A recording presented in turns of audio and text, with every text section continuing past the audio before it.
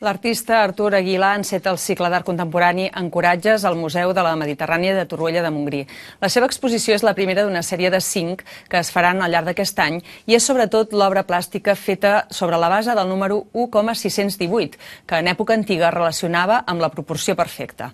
Ara en veuran un recull d'imatges per acabar. Nosaltres tornem dilluns. Que tinguin un bon cap de setmana.